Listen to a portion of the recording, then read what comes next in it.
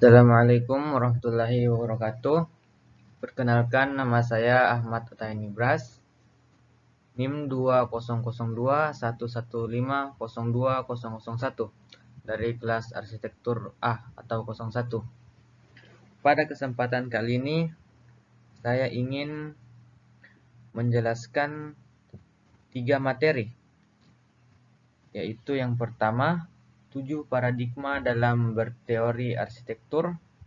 Kemudian yang kedua, konsep-konsep dalam arsitektur.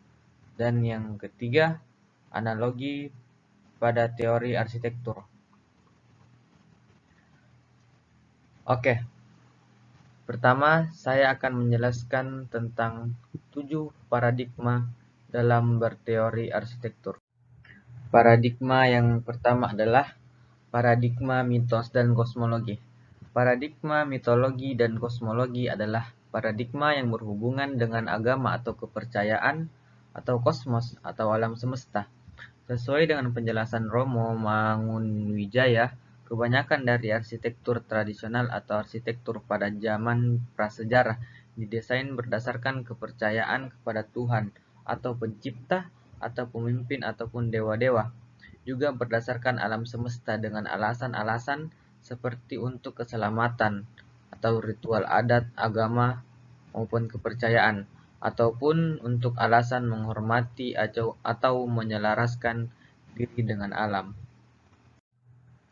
Kemudian yang kedua, paradigma estetika. Paradigma estetika adalah paradigma keindahan yang biasanya berdasarkan pada keseimbangan dan keselarasan di antara elemen-elemen pembentuk arsitektur. Paradigma ini banyak dipakai pada zaman arsitektur klasik dan beberapa gaya arsitektur sebelum arsitektur modern lahir. Paradigma ini banyak dipengaruhi oleh teori Vitruvius yang menyebutkan firmitas, utilitas, dan venustas, serta teori Golden Section yang menekankan keindahan terletak pada proporsi dan keseimbangan serta keselarasan. Paradigma sosial. Megahnya Candi Borobudur, Candi Prambanan sebagai karya arsitektur, dan lain-lain peninggalan nenek moyang kita zaman dahulu hingga saat ini masih tetap berdiri dengan megahnya. Seperti diketahui, agama Buddha berasal dari India yang datang ke Indonesia dibawa oleh pedagang. Sambil berdagang, mereka mengembangkan agama Buddha dan interaksi dengan masyarakat setempat. Terjadilah akulturasi agama ke dalam masyarakat tanpa mengubah adat istiadat yang telah ada. Dengan adanya agama Buddha, mereka membutuhkan prasarana peribadatan dan didirikanlah candi-candi. Candi-candi inilah yang merupakan karya arsitektur sebagai perwujudan dari adanya interaksi sosial dalam bentuk kerjasama dan akulturasi budaya masyarakat pendatang dan masyarakat yang ada dalam perwujudannya, berdampingan dengan bangunan tempat tinggal penduduk dengan ciri arsitektur tradisional setempat. Kemudian paradigma yang keempat, yaitu paradigma rasional. Dalam dunia arsitektur, rasionalisme diartikan suatu paradigma dalam arsitektur yang didasarkan pada hal-hal yang bersifat nalar, atau dapat dikatakan sebagai suatu cara untuk mencetuskan ide-ide arsitektur yang didasarkan pada pertimbangan yang masuk akal. Contoh-contoh bangunan yang menjadi simbol dari paradigma rasionalis adalah Kampus Bauhaus karya Walter Gropius, apartemen di unit The Habitation di Marseilles, dan rumah tinggal Villa Savoye, keduanya karya Le Corbusier. Di Amerika diwakili oleh Crown Hall di Chicago dan Sergram di New York, karya Ludwig Mies van der Rohe. Yang kelima adalah paradigma kultur. Paradigma kultur adalah paradigma yang berasal dari suatu kebudayaan, kegiatan dalam mewujudkan karya-karya interaksi ruang, makna, komunikasi, dan waktu yang berfokus pada penataan lingkungan. Di timur, kultur Bali dengan berpaduan akal pikiran setempat, dan kaidah-kaidah agama Hindu sangat dominan dalam arsitekturnya. Kemudian yang keenam, paradigma postmodern. Pada masa postmodern, banyak paradigma yang muncul. Sebagian merupakan perkembangan dari paradigma sebelumnya, dan ada beberapa yang merupakan paradigma baru yang dipengaruhi oleh situasi politik dan sosial pada masa itu. Paradigma-paradigma tersebut disebutkan dalam buku Theorizing a New Agenda for Architecture oleh Kat Nesbitt. Yang pertama, fenomenologis adalah paradigma yang berkaitan dengan gagasan filosofis yang berdasarkan fenomena.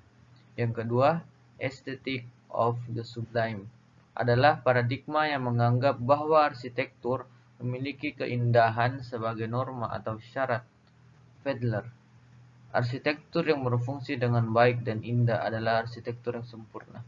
Kemudian yang ketiga, linguistik adalah paradigma yang menganggap bahwa arsitektur memiliki meaning yang bisa dibahaskan oleh produk arsitektur yang berasal dari kebiasaan atau kebudayaan.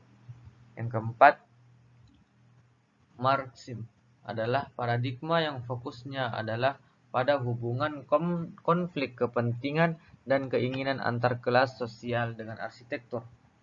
Yang kelima adalah feminisme adalah paradigma yang berkaitan dengan gender, sebuah kritik atas dominasi pria dan menuntut persamaan. Kemudian paradigma yang ketujuh adalah paradigma environmentalisme. Paradigma environmentalisme adalah paradigma yang menjadikan alam sebagai dasar pemikiran. Sebagai contohnya, dapat kita lihat pada karya Frank Lloyd Wright, Falling Water, di mana bentuk dari bangunan diselaraskan dengan tebing-tebing dan air terjun.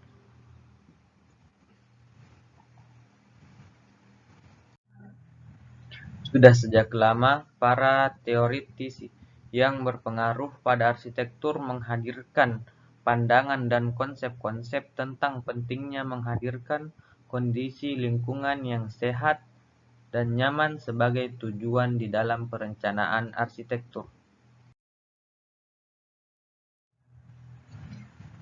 Oke, berikutnya saya akan menjelaskan materi 2 yang berjudul konsep-konsep dalam arsitektur. Konsep merupakan abstraksi suatu ide atau gambaran mental yang dinyatakan dalam suatu kata atau simbol. Konsep dinyatakan juga sebagai bagian dari pengetahuan yang dibangun dari berbagai macam karakteristik. Perumusan konsep yang merupakan suatu kegiatan yang otomatis memerlukan upaya yang terpusat untuk membentuk suatu konsep yang selayak memadukan hal yang tidak dipersatukan sebelumnya. Perancangan arsitektur adalah penggabungan berbagai unsur ruang untuk menampung suatu proses kegiatan sehingga menghasilkan suatu keseluruhan yang lebih kaya dan bermakna. Konsep adalah antitesis dari wawasan-wawasan yang sama sekali belum tepat. Konsep tidak harus diciptakan oleh arsitek. Barangkali contoh terbaik dari suatu rencana tanggapan terhadap suatu konsep yang dinyatakan dalam program klien adalah rancangan Le Corbusier untuk Pusat Seni Rupa Tukang Kayu di Universitas Harvard. Pusat Seni Rupa merupakan bagian tingkat pendidikan dari universitas tersebut dan terbuka bagi semua mahasiswa, tidak hanya untuk mereka yang mengambil kesenian sebagai pelajaran pokok. Konsep serupa dengan gagasan, dalam arti makna pemikiran-pemikiran yang kita miliki sebagai hasil dari suatu pemahaman.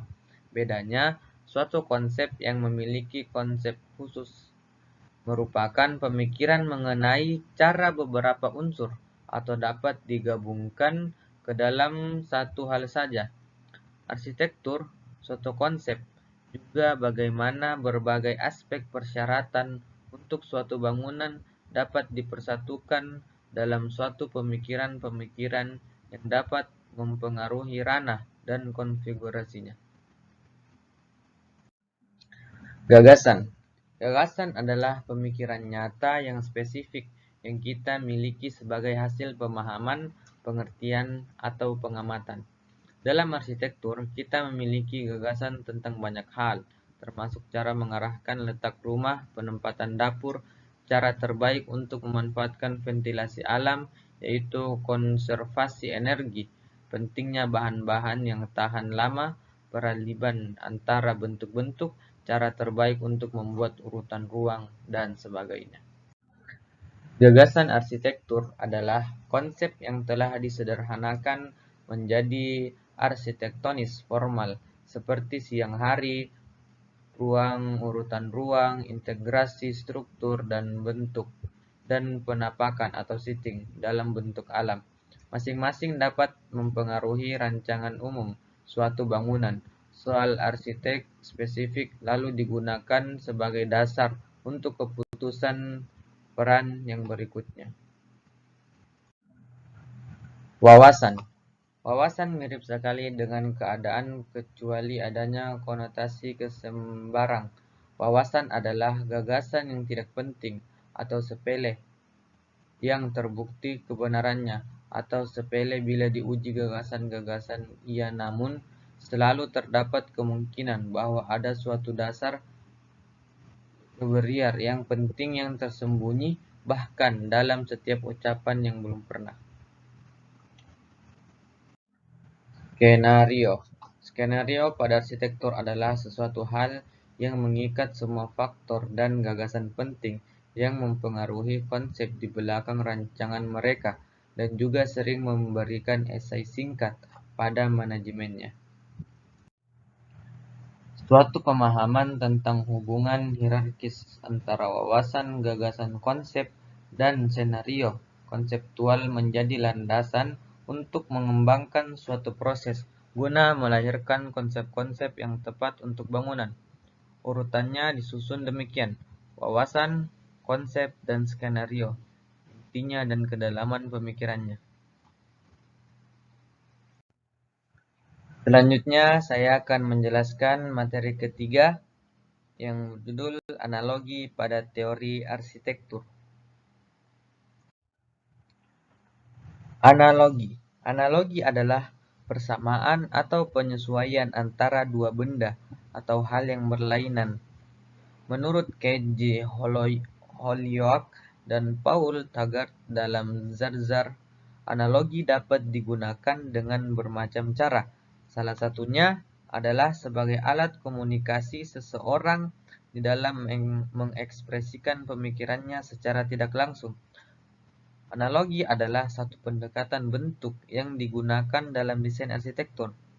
Hal yang penting dalam analogi adalah persamaan antara bangunan dengan objek yang dianalogikan.